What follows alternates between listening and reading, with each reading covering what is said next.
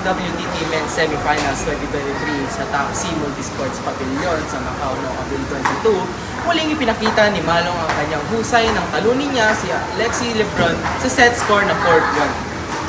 Sa unang set, pinangunahan ni Long ang palitan ng top spin smashes at matitinding blocks na nagdulot sa kanya ng early lead na 11-8 sa isang malapit na labanan. Ngunit, hindi nagpatinag si Lebron at bumawi siya sa ikalawang set gamit ang mabilis na side spin shots at mapanlin lang na service ace. Kaya nagtala siya ng 11-7 para idikit ang set score. Sa ikatlong set, muling ipinakita ni Long ang kanyang lakas sa mabilis at agresibong play na nagresulta sa isang dominanteng 11-5 na panalo. Sa ika-apat na set, naging mas matindi ang palitan ng puntos. Umabot hanggang all-8, ngunit napanatili ni Long ang kanyang depensa at pamatay na mas smashes upang tapusin ito sa 11-8.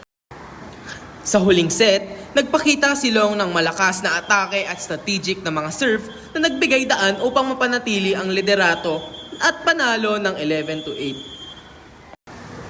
Pinatunayan ni Malong na karapat-dapat siyang umabante sa finals matapos ang isang matinding laban kontra kay Lebron 4-1. Sa susunod na araw, Abril 23, makakalaban niya si Wang Chuqin para sa titulo. Mapagmahal, nag-uulat para sa Ang Kahon.